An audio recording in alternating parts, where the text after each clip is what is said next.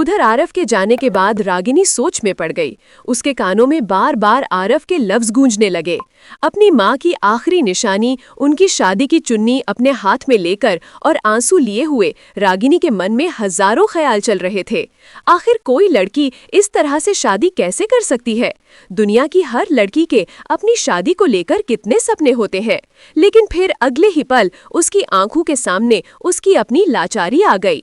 रागिनी जानती थी कि ये कॉन्ट्रैक्ट मैरिज उसकी लाइफ की सारी प्रॉब्लम खत्म कर सकती है, लेकिन फिर भी ना।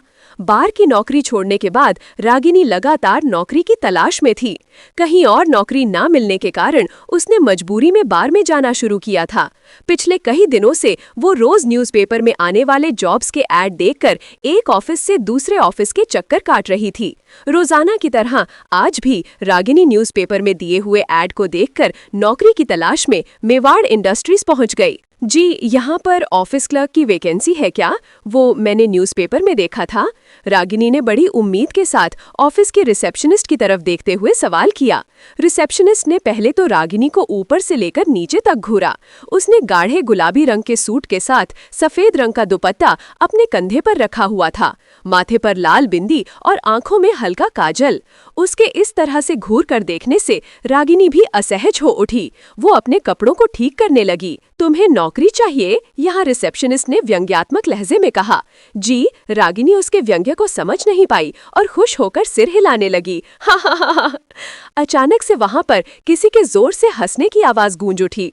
रागिनी ने पीछे मुड़कर देखा तो वहां सोफे पर एक बेहद मॉडर्न सी लड़की उसे देखकर जोर से हंस रही थी। दरअसल रागिनी के ऊपर हंसने वाली लड़की कोई और नहीं बल्कि मोनिका थी। आरव उसका फोन नहीं उठा रहा था, इसलिए वो उससे मिलने के लिए यहाँ पहुँच गई थी और रिसेप्शन एरिया में बैठकर उसका वेट कर रही थी।